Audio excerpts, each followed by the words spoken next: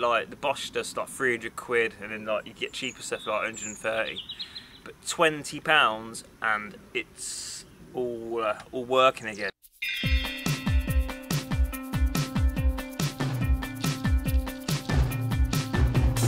Hi guys and dolls, it's Nathan here at Tatty Car Travels, and I'm standing beside a van. Why, you may ask? Well, we've got a battery warning light come up, and we're going to do an alternator test, or check the battery as well. So I thought these things can be used on any kind of vehicle, so it might be good for you guys to watch and see if you get a warning light on your dash, how you go about checking things, and how secure it. So let's check that battery. Okay, there we are, we've got all lights on. You can see a bit of sun glare on the dash. And here you go, you can see the battery warning light in the top right of the dash. Normally when you start your car, that light will go out and remain off. Right. We'll see what happens when we start this. Just turn the glow plugs back on.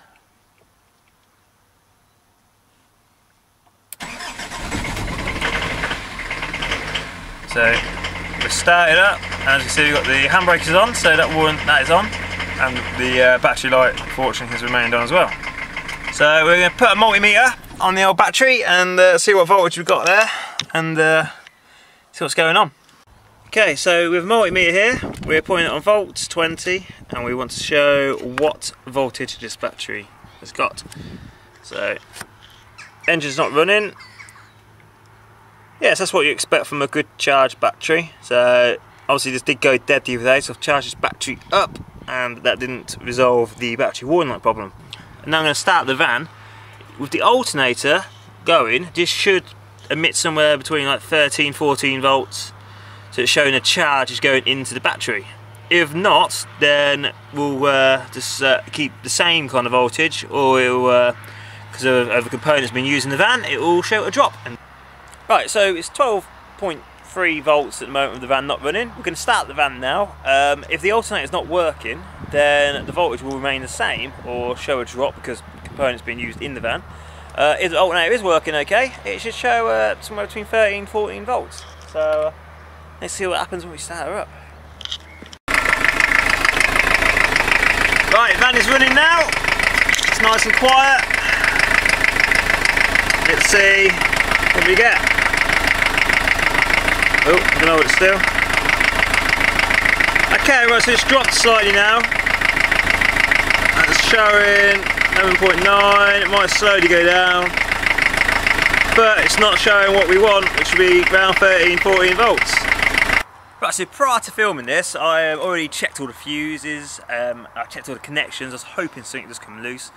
But the wiring's pretty straightforward. It goes from the battery to the starter motor, and then starter motor to the alternator, and then back up to the fuse board. So yeah, we're going to have to find out. I'm going to take my alternator off and take it to repairers and see what they say. Hopefully not too expensive. But yeah, so the next clip will be us fitting the new alternator, or repaired alternator, and then we'll see what difference that makes to the charge on the battery, see if that cures the warning light on the dash. Hopefully, fingers crossed, we'll fix her. Right, so we got back from Bedford Batteries. They had a look at the alternator, put it on their little old machine that looked like it come from the 40s, and he showed me it all working. And he said that the brushes were knackered inside, so he's put new ones in. It's kicking out a load of amps now, so it's all good. We've fitted it to the van. So what we should see, before we were seeing nothing at the battery, it was just 12 and then dropping down. We should see somewhere between like 13.5, 14.5 volts now. So I fitted it all. I mean, I've already done it and done it prior to this video, just for peace of mind, in case it all went wrong. But I'll act surprised. But yeah, so we're now going to start this van for the second time, and see if we've got any voltage at the battery. So yeah, see if I fixed it. Right. There's a red light over there, though. Yeah. Yeah. Right.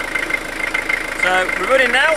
We're putting this on 20. We'll show me the voltage. The warning light is no longer on the dash, so that's a good sign.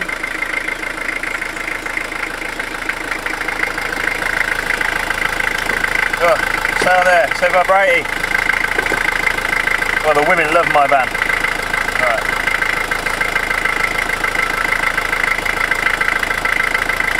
There we go, 14.4, all the fours.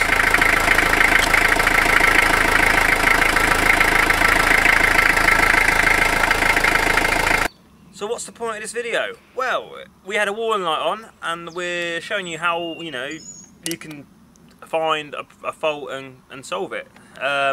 Also, another point I'd like to make is it costs £20 to get the alternator repaired. We took it to Bedford Batteries. This old boy, he took it all apart, fixed it.